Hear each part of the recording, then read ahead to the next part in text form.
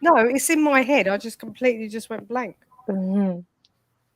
Okay, and we are now live, everyone. Oh, I'm so sorry. Joe is not with us this evening. It's his son's birthday, so I'm going to kickstart this for everyone.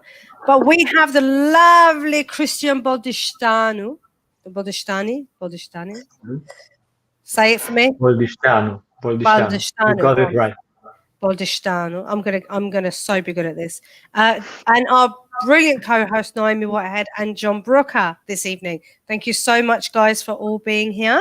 And I know that all three of you are a little bit nervous. Yeah. But it's great. You guys are going to be absolutely fantastic. So the usual question that Joe would ask to kick off, which I'm going to ask, and then John and Naomi will take it in turns to ask you some very cool solution-focused questions. We're going to be very, very curious about what you do, why you do it, how you do it, and what your best hopes are. How did you find the solution-focused approach? What drew you to it? So I was first of all, thank you for the invitation, and thank you for all of you for taking the time this evening. I used to be a manager for about 12 years. I managed an IT company here in Timișoara in Romania, and Draw you to it. At some point, I realized I needed some help to get better and to face the challenges better. And my first introduction to solution focus was as a client. So I went to coaching, and my coach at the time, we worked for quite a while before she went to training in solution focus. And I remember her saying that, well, I now use solution focus. I feel like I should give back all the money to my clients that I've worked with before finding out about solution focus. So it was quite a nice introduction. That was how I got into. Don't say the name. Sorry? Don't say the name. No, I won't.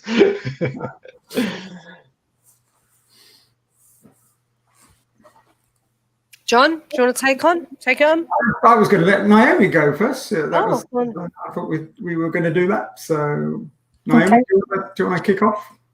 So, Cristian, was there a moment when you were receiving solution-focused coaching that you suddenly thought, wow, about it enough for it now to have become such a huge part of your career? And can you tell us about that moment?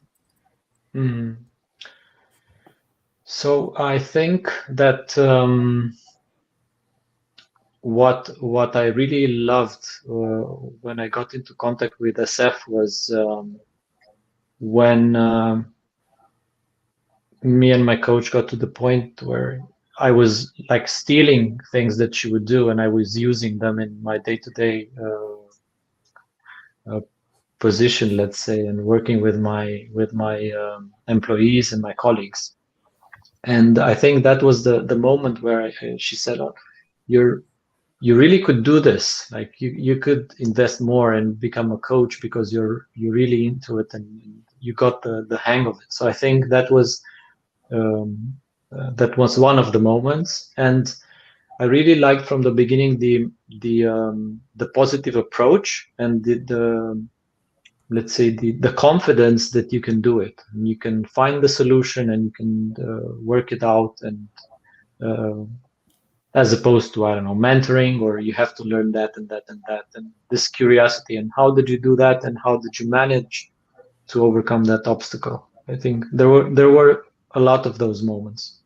And I think even now when in our group and in our community we ask the kinds of questions that we use in SF, and some idea or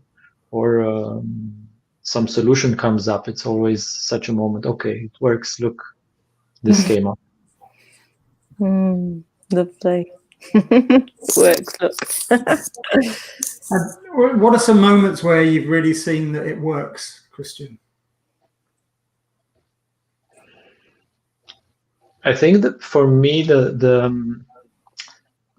the most important moments is that the moments where you get unstuck, the moments where it seems that we are, I don't know, circling the problem and we are not finding the solution, and it seems like it's not working, and then you step back and you get unstuck and you see the possibilities. I think those are the moments that it really works, and it makes a huge impact. Mm. Can I ask a follow-on question to that? Is Please do. When you're working with teams of people, what do you notice about them when they get unstuck? Mm. I think there are several things, but one thing is sometimes it's disbelief, like, wow, how we don't usually do this. How did we manage to do this? And then we ask the follow-up question, like you did. How did you manage to do that? And I think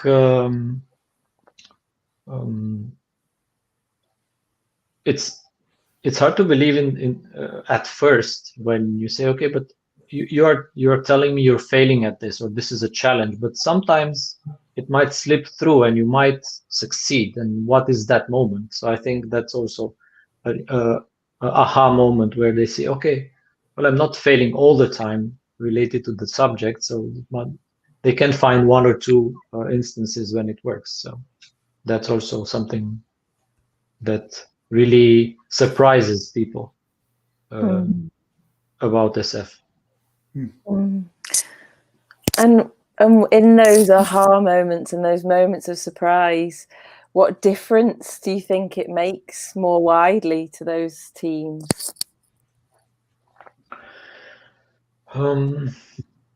I can think of two things. First of all, it's the confidence that they can do it, and the fact that they can see when they look at that moment that they manage to overcome the obstacle on one side. And I think that sometimes also there's the realization of I would say also a bit of pressure. Okay, now I can do this, and maybe it's not so easy to complain or get stuck or ask for help when you realize, okay, when you look at it from this angle, you can do it, or you can find the solution. So I think it's a bit of a shifting moment when they realize that just by looking at the certain aspects, like looking at the solutions and the resources, they can do it. So have you ever had any resistance? I'm asking this because last week I was doing some training, and there was one person in particular was, I know we say there is no resistance, but he was a hard one to persuade. Let's put it that way. So have you come across that, and how does that come about? Many times, of course. So I think that it comes up a lot in team coaching exercises, in team coaching projects, and I think resistance to change is natural, because we were talking earlier about this. Okay, maybe I cannot complain so much and I can find the solution, so I should look at them.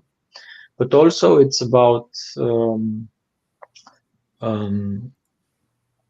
I have one example that related to a team coaching exercise where I was fortunate to work with another colleague from our community here in Romania, and we were co-coaching a team. And one of the employees, when we said that we were there for them and not working for the company that hired them, I said, oh, how can that be? Because you're here because you talk to them. And I said, no, we are here and we are working with you and we are working for you. So we're not executing what they said, or we are not carrying their banner. And there was this resistance of not believing that. But I think, and we followed up after a few sessions, and that person said, okay, now I believe you because I saw in action that you were really there for us and you were following and working with what we were turning up. there, actually, that brought the team together, because we were not like shoving under the rug the fact that she wanted to, and she needed to feel part of the conversation, and trusting the process and trusting the fact that we were there to work on their issues at hand, and not trying to get them to do something that someone else asked us. So I think, if I go back to your question, I think when there is resistance, there is a need, and there is I think it's one of the most important points to look at and honor and acknowledge and talk about in a nice and inclusive way, of course. And I think, just sorry for interrupting, I think this is one of the biggest challenges that I can think of as a coach, because and growing as a coach was going from taking this personally. Why is this happening to me? Why isn't this easy? And why is this person not agreeing and resisting and struggling and fighting against where I want to take this team? And now looking at it as, okay, this is important. This is something that it's like a mission from the team to work through and show them maybe a different way of looking at this conflict or challenge or misalignment that is for the moment. Yeah, and I was just going to ask about, if you were to continue to fundamentally trust the process and invite other perspectives, what are your best hopes for your work in communities more widely that will impact on? So those sort of concepts of trusting the process, how are you hoping that will benefit for other work? And in answering this question, I'm so glad that John is here, because I think a big part of my development and of getting to know people and of being here tonight is the network that is solution focused in organizations and the community around it. And I think on one hand, like you said, trust the process and look at things in a positive way, look for solutions, look for resources, but also be open to learn. And I think in many of the meetings that also on SFIO side, that in the global chapter, also in the projects that we did in Romania, it's really important to look at what others are doing and be ready to embrace different views and different ways of doing things. Because otherwise, it's just, I think it's not SF anymore. It's if we are not forever curious and willing to embrace a different perspective, then we are losing so much. Curiosity. So important. And your question also makes me think of one of the positive aspects to all this crisis that is going on right now, the fact that it brought us together, and it also opened up so many connections across countries, across continents, and pushed us to meet new people, because we need to socialize, we need to connect, we need to exchange. And I think these are some great resources that we have. Absolutely. And actually, if it wasn't, and I know it's not great, but if it wasn't for this whole pandemic, you and I would never have met, really, because we met through FICA meetings or SFIO through John Brooker. And if that never happened, we might have passed each other at a conference or something, but that's where it would have ended. Because the other good thing about joining these networks, Cristian, because you and I think we were in a few breakout rooms together, is that when you do go to physical conferences, you do say hello to people and you are polite and you do network, but you tend to stick in your own little group, the people that you really know. When you're forced to be in a breakout room, you do chat. And then you're kind of forced to meet new people, which is a good thing. So as much as I like physically seeing people, I think this has done a lot of grounding work for us as to actually how much how much do we actually network when we do see each other? I completely agree, and I think also the big benefit of meetings like the SFIO global chapters is that they are so well facilitated. And also when I think, for example, of the conference that we organized in Timișoara in 2018, the format of the conference, which of course was not a usual conference, is a bit of a mayhem with dancing and costumes and all kinds of crazy stuff. All this craziness and all this positivity forced us in a nice way to meet new people, and I was fortunate there to meet a huge group of people from other countries that came, and I saw this power of community, because who would go to some country that they've never visited to see to be part of a conference? But I mean that that symbol of the candle of the Soul World candle brings people to new places, and this shows that the SF people are really open to new experiences and meeting new people. I think we've lost Naomi. Her internet's playing up, but she'll join us again in a minute. Okay. Well, I'm just curious to know what's the most interesting thing that's happened in a breakout room for you? I mean, this is a bit of a fun question, but what's the most interesting thing that's happened in a breakout room that you thought, wow, didn't expect that, or whatever you thought? But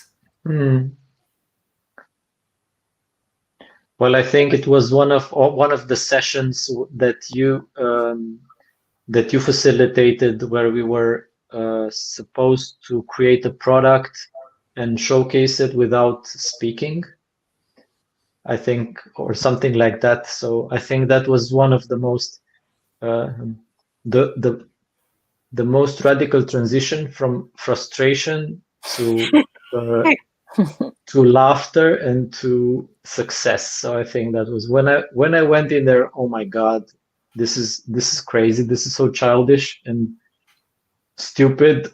And how can we do it? But then when we just connected to the other people in the breakout room, we were just throwing out ideas, and then at the end it was so wonderful to see so many different pitches, and so I think that was one of the most interesting breakout rooms. Yeah, I'm trying to remember the exercise. We come up with these exercises, and like I may have written that down somewhere. But so I mean, it's just where we're lucky, I think, is that the Soul World organization, or non-organization as it is, really developed that kind of culture of meetings with SF people, and the joy of working with people and new people like yourselves and experienced people from years past, is that everyone just wants to achieve. I mean, would you agree with that statement, or disagree, or challenge it? I completely agree, and I think it's my experience that certain approaches attract certain kinds of people. So I think this is a great, like Naomi was talking about, being open and being inclusive and being curious about other ways of doing things. I think that in part SF people are naturally drawn to that, and I think also in part they grow into it once they connect to this approach. So I think it works both ways. It's attractive, and then you just feel the vibe and you like it, and once you start doing it and you get to contact, you learn more and you want more and you're more open. So I think I absolutely agree with you, John. Yeah, wow. Yeah, and that's, can everyone hear me now? Yeah. Yes, no, it's just stillness. Yeah, and that's a really interesting point, that it attracts a certain kind of person, and then people want to and then grow into it. That's a lovely way of phrasing it. And as you are now, fully grown into it and using solution focus in as far as I can tell, nearly everything that you do, what do you see the possibilities are for the future and the ripple effects of growing even further into it? So I think that this is one point where we go back to the community, because one of the challenges is getting more people into contact with SF, and SF in also in individual context, but also connected to organizations. And this is where the work that we did in Solution Focus Romania was so important, because we worked together as a group in these projects that we did to promote SF, and especially to help people now impacted by the current crisis. And this went in two directions, also to be of help, but to promote also the approach. So I think for me it would be to get more people to experience it, and for SF to be like a tool that people would use and would refer, whether it's, I don't know, change management, conflict management, teamwork, organizational development, individual development, so on. Mm-hmm. So I think really it's about reach, and it's about getting people to know it. Mm-hmm. And actually, John, can I ask a quick question on that, if you don't mind? So can you talk a little bit about emotion focus? What is that? Emotional focus, did you say? Yeah, so it's I was talking with Isaac before, because one project that I started is also I started investing more into psychotherapy as a training, and the training that I do is systemic. So I just like Naomi said, to broaden up and be familiar with several approaches, and then on top of the systemic approach, I also invested in some couples therapy approaches, and one of them is emotionally focused couples therapy. And at this stage, I combine, let's say, or I look at both approaches, also looking at solutions, but also bringing emotions into the conversation. So this is what emotion focus does. It's also bring into discussion the mental health aspect, and looking at emotions and working with emotions in different aspects in organizations, and not only in teams and so on. Do you see any conflicts between solution focus and emotion focus, and how they work? I don't think there are conflicts. I think they're complementary. And for example, also in the psychotherapy formation that I do, in solution focused therapy is one of the approaches that is included.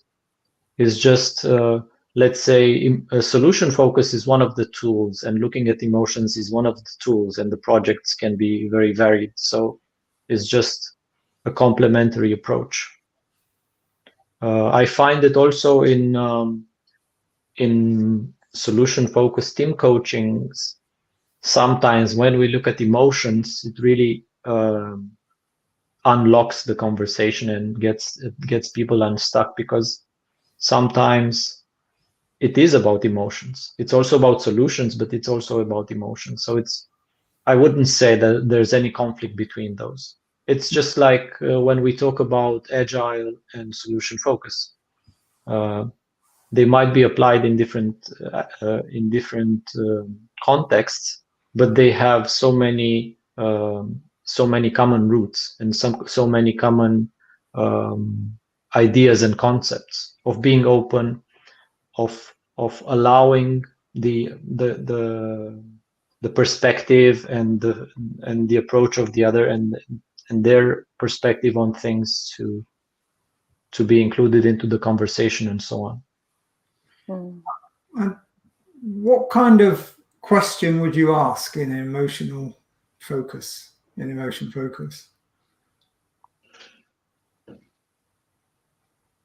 Just because I'm curious, really. Yeah.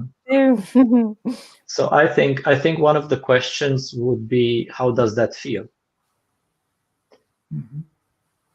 So that would be, because we are looking very, very often at the need to act, or the way people act or react to certain things, and underneath that usually there is a reactive emotion that might be anger, might be sadness and so on, or something else, and underneath that there's even a deeper emotion. So I think that every time we can look at and discuss how we feel in a charged situation, if we can do that in an environment where we feel safe, it opens up the conversation, I think.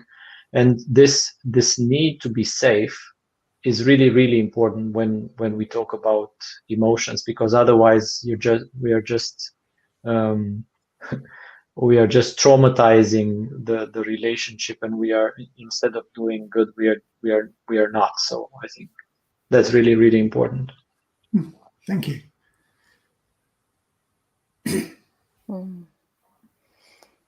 Yeah, so it sounds like you've got a really broad kind of mix of applications that you enjoy working with. And I'm really curious to hear about one of your proudest moments so far, and something that you've done that really made you kind of excited about this work and the variety of approaches that you use and how you blend them.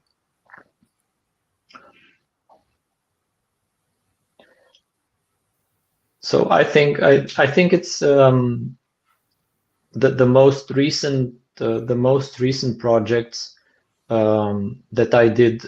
One proud moment would be, or a proud period would be, the project that we did for the people impacted by the COVID crisis.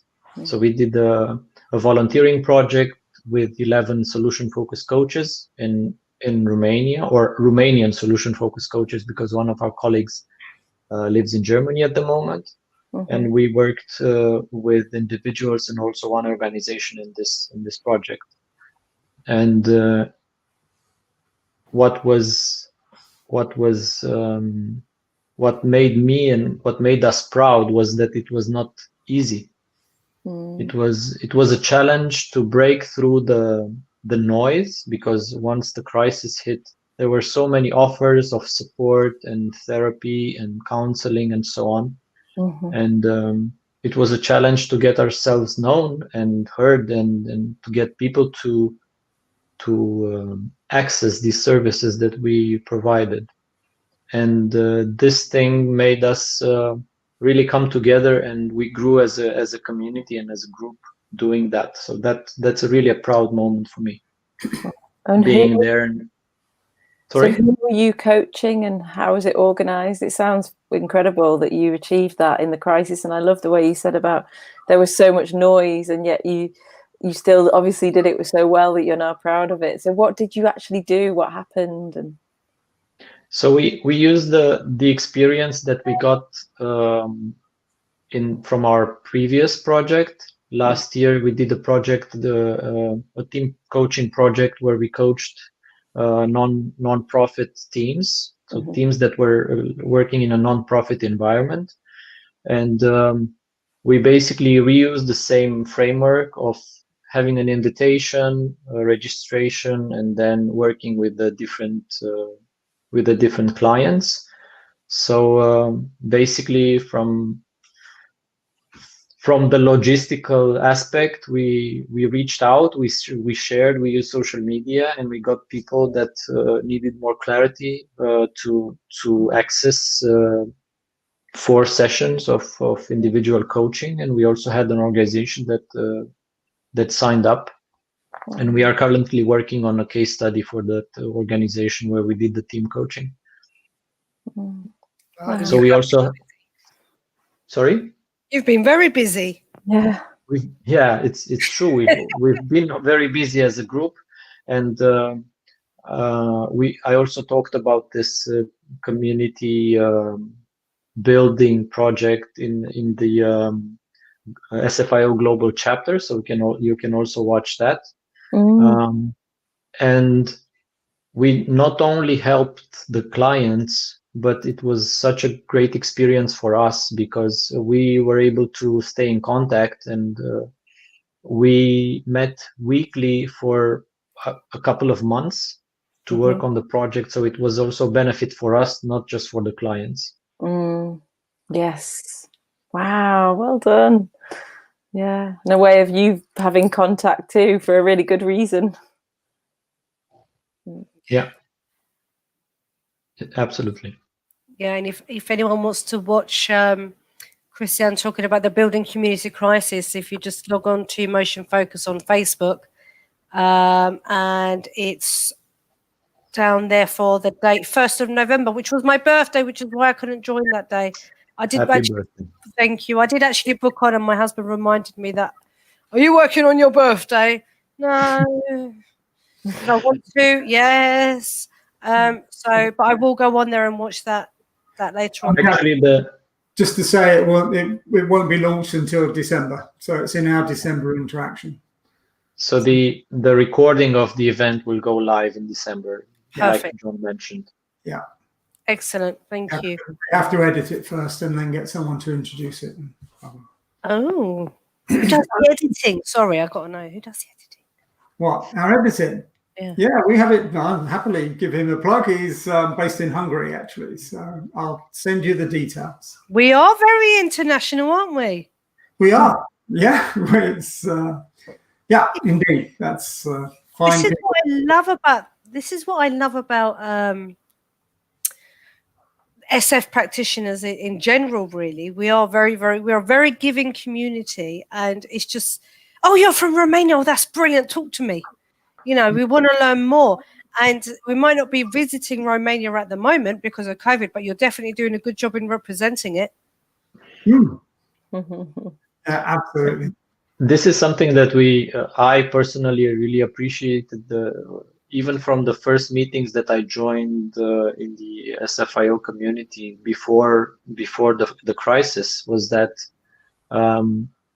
not once did I feel like if Romania is not a Western Europe country, people would look down on me and say, "Oh, okay, oh, you're from Romania, okay." So this is something that again proves that the SF community is so inclusive and so open and so respectful, and I also really appreciate that. I think the other factor to take into account is there's so much brilliant work in different countries, and I love going to conferences. I so miss going to conferences, but I love going to conferences and just talking to people, and they start talking about a case study type piece of work, and you say, and have you published that? No. Could we talk to you about it? Yeah. You know, it's amazing how just casual conversations with people. So I'd say, it doesn't matter which country you're in, does it? You can do solution focus. We could probably get a chapter on the moon. Yeah. As long as there was 2 people there to do solution focus. Yeah, so we could, that'll be the next chapter, the moon chapter. I love it. We have the global one now, so we'll have a moon one, and after that, the Mars chapter. Yeah. I'll take Mars. Okay. I'll take Mars with someone else. I mean, and the other thing I love about it is actually when you do have those conversations in breakout rooms, no matter where you are in the world, like you said, John, we do have kind of similar. We are facing similar challenges. either with COVID or with the youth or with community, with crime, whatever it might be, we have very, very similar challenges. It might look slightly different. So the conversations are very real and true. So drawing on those experiences from everybody across the world is amazing. And it's just great to be able to just send someone an email. I send Emma Burns an email all the time. Emma, with your skills, what do you think with this? And she's in New Zealand, and it doesn't really matter because she has some skills that I'm drawing upon. Why not? And that's What's amazing to me is what I see on the Soul World newsletter, where just someone drops a question and then you get 10 answers with so many examples and so many resources and so many stories from so far back. And that's amazing because also Romania has a bit of a special story about that, because under the communist rule, psychology was banned, so we didn't have any psychology university, or we didn't have psychologists. So it was really it's just like the desert that ended with in 1989. So we are now rebuilding all this. So if you say, well, I've used solution focus for so much time, and then we had this clinic there, in most of the cases we didn't have that. So yeah, it's good to, and there's a huge need for all these support services, be it coaching, organizational development, psychotherapy, and so on. Yeah. And Aisha, I don't know if you actually publicized the Soul World list, because I agree with Cristian. It's such a fantastic. I mean, I have experience, but I put questions on there, and within 30 minutes, literally 30 minutes, I'll have at least 3 answers. And over 2 days, I might get 10, whatever answers. So it's amazing how the community works around it. So if you haven't got the details of it, I can send you them. And so I don't know if you can put them in afterwards. Yeah, I can do it now because I am on the Soul World. Yeah. Well, then you've got the same information as me. But the joy of it is actually you can go and search all the way back to, I think, 2004. Things like that. So it's an amazing resource. Yeah, searched online. So, it is, and it just completely chimes with the sort of culture of honesty and openness and accessibility and knowledge sharing. That's just such a feature. And John, you're so good at that naturally. I mean, I can remember the first time I met you, and you were so welcoming, and you always remembered my name and were curious about projects from there on in. And so that's really, so I just think you're a very, very strong example of why in communities like that. I'm just curious. Nosy. Nosy. Maybe it's just I'm nosy. But I just love to find out what people are doing in other countries. I come from a background of working in internationally, and so I worked with the developing countries. I was going to those countries when the wall came down, and we were in Russia and Romania and different countries, and just seeing what people were doing and actually being ahead. What I loved about it, I worked in banking. They were ahead of banking in some countries, in the old Central Eastern Europe sort of area, and just that knowledge, that realization one day when you go, these guys are actually more cutting edge than the people who have been doing this for 40 years. Yes. And that was a fantastic realization. So being able to bring that into the SF world and just thinking, they actually may be doing this much better than we are. So let's find out. And that's what, to be able to share that is really important with everyone in the world. See what works and do more of it. Right? Yeah, absolutely. And to notice that, and at the Soul World conferences, I've not been to one, but when you see the photos, it's almost like you can see people are buzzing from having had exchanges just like that, where they've just gone, "What, you do that? Oh, okay, I'll do this." You can sort of, I don't know, it's like it's really visible somehow. Yeah, And that's really important. So it's Cristian. Yes. What's next for you? What are you up to? Tell us some secrets that you don't want anyone to hear about. Go.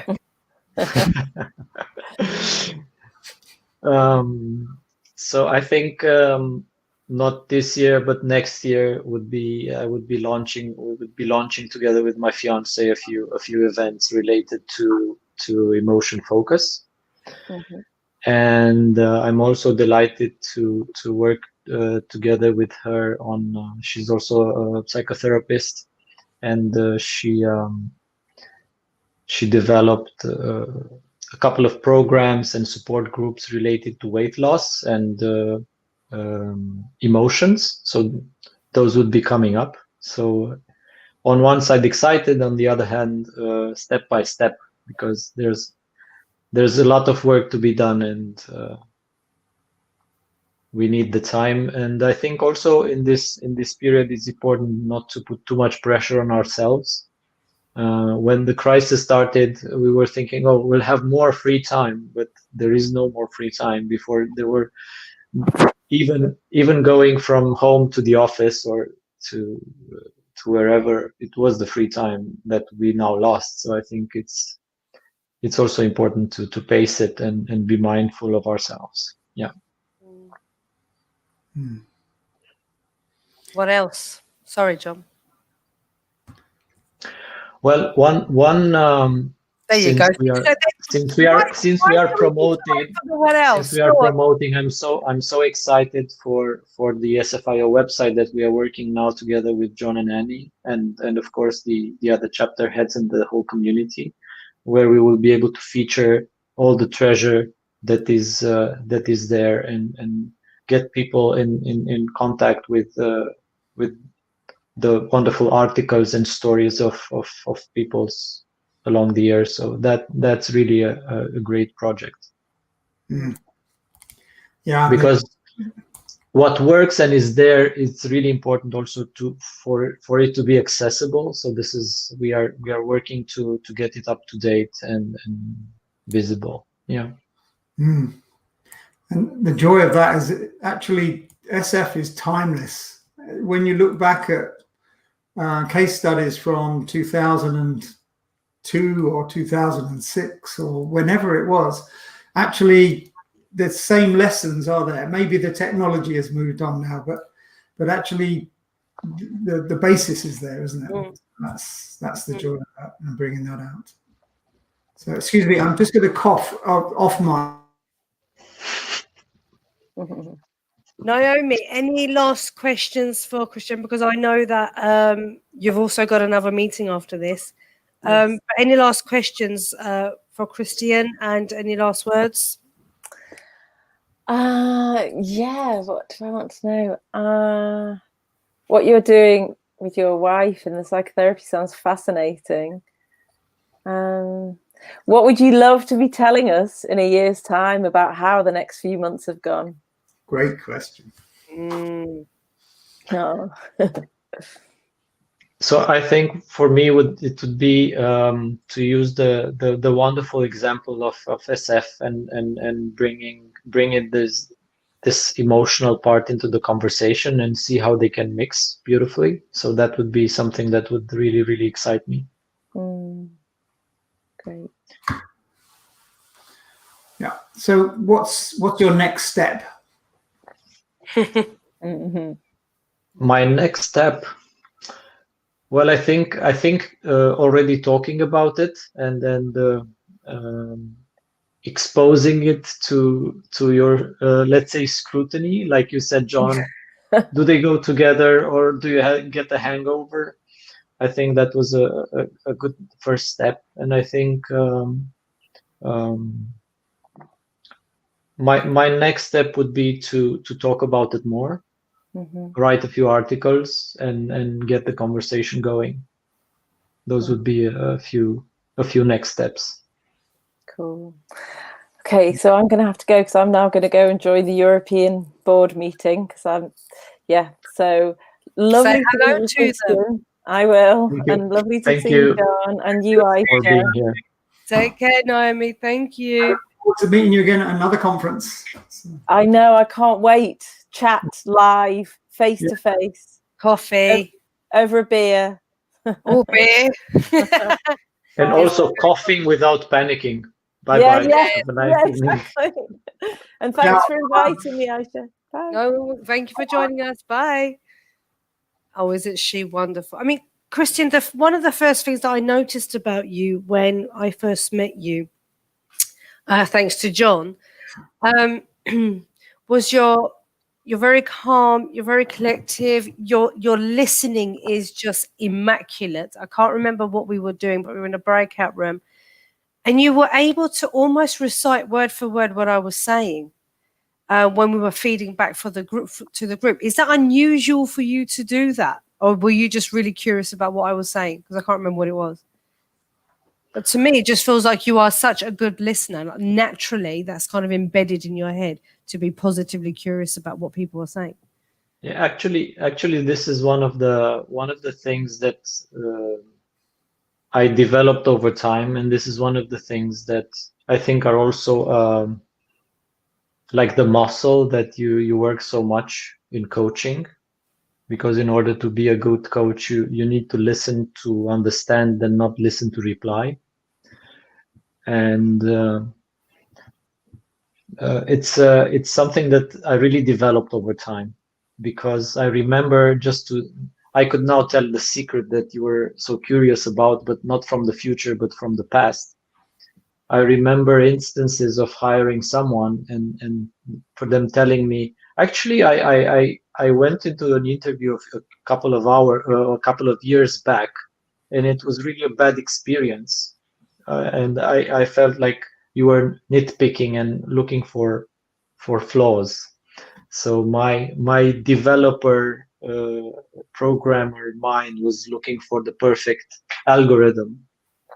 And over time, this changed, and working with people and developing empathy and working on myself and coaching and therapy really, really helped to be more calm and more at peace and be able to listen so I can understand, not only to reply. So yeah, absolutely. And thank you for your feedback.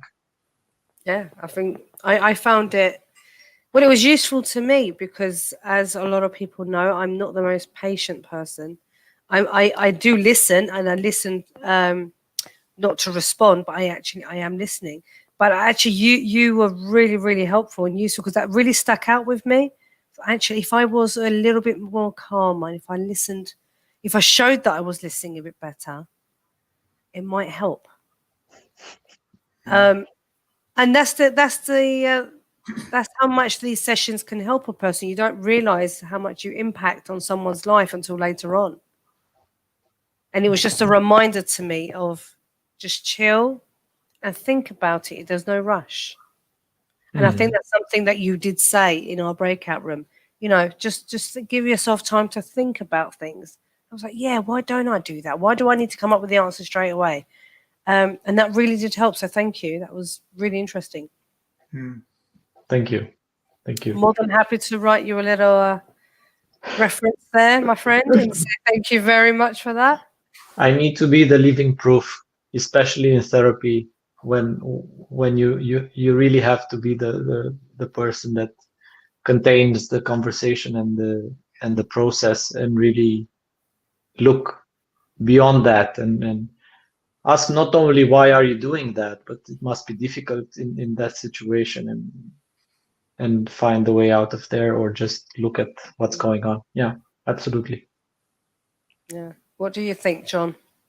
I think that what really helped me with listening was the not knowing stance of really, of course we know the process, and we know the approach, and we know that a question will come, so we don't panic about that. But just that feeling of relief that I don't have to give this person an answer. All I have to do is think of another question. And then when we go, now let's park that idea of I have to think of another question, and I have to just listen for a clue for a question. And I think that really helps you to start listening. Or even just to say, I don't know what to ask you right now. I have no clue for another question, and let's just sit together for a second and look at that. And sometimes that is terrifying, both as a coach in the beginning and also as a client, and say it's okay to not know, and it's okay to take a deep breath and then continue from there. Yeah, absolutely. Yeah, and to ask the client, what question would you ask now?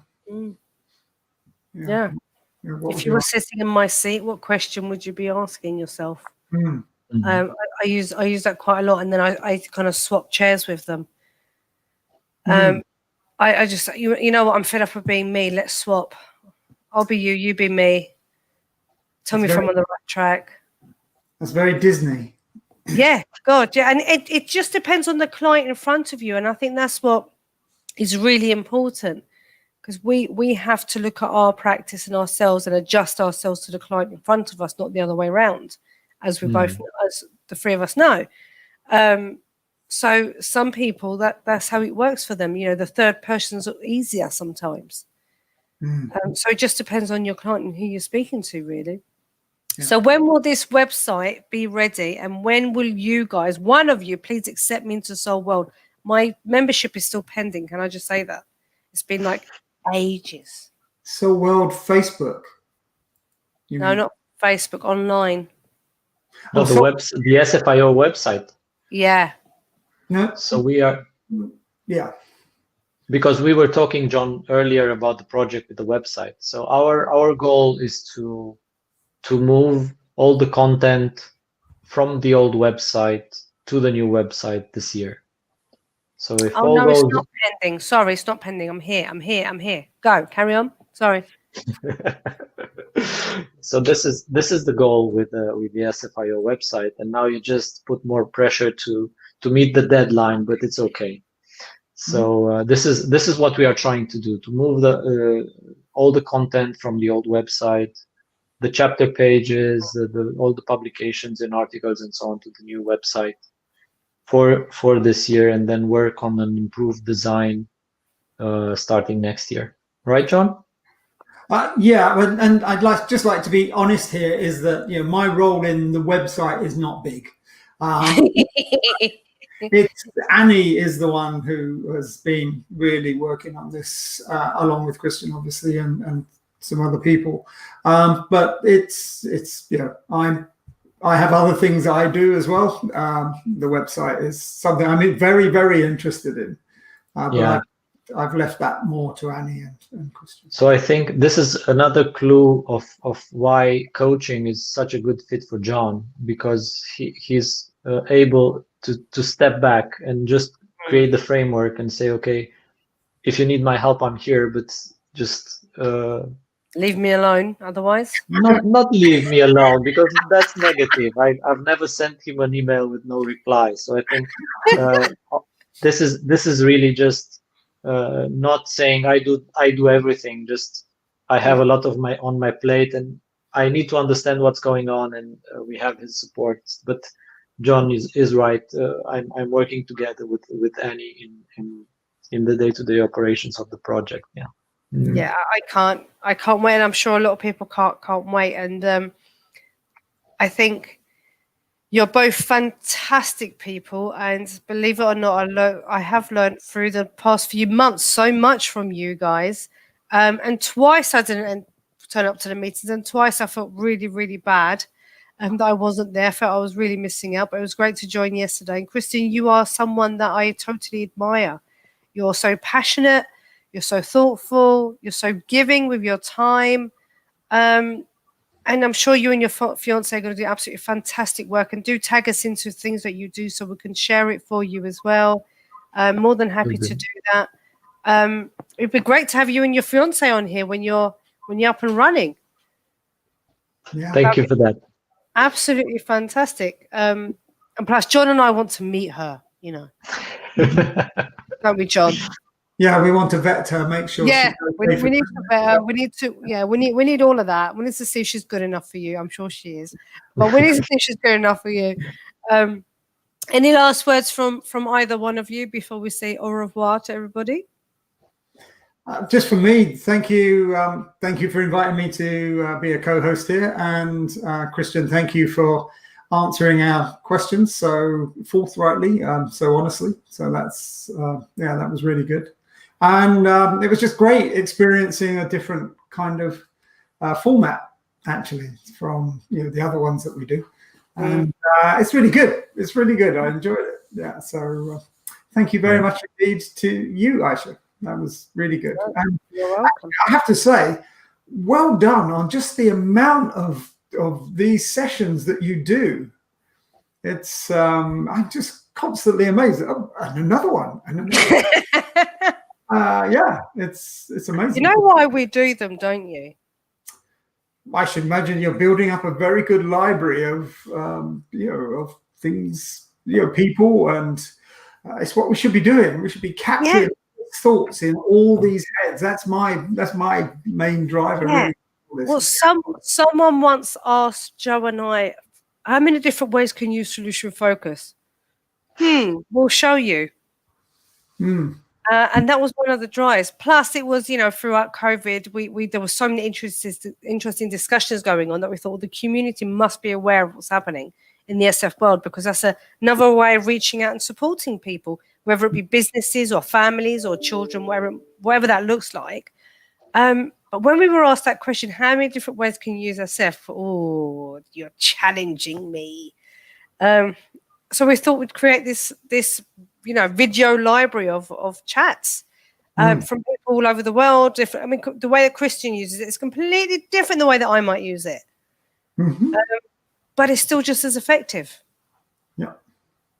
So we were challenged and we rose to the challenge. That's how FBS roll, mate. But yeah, thank you. And it is great to have you guys on. Cristian, any last words from you? And this isn't me fishing for compliments, by the way. This is just any last words. Yeah. So I also admire so much the format, and for me the change, because I didn't have the time to look at all the conversations, but I saw that there were two of you and then a guest, and then so many people appeared, and I said, what's going on here? So I think this idea of having co-hosts it's such a great idea, and thank you for the invitation. Thank you for your time, and also the co-hosts time. I really enjoyed it, and looking forward to hear more and experience different formats and news. Yeah. Thank you for the invitation. You're welcome. And I love the whole idea of co-hosts, because it just means people are connecting even more.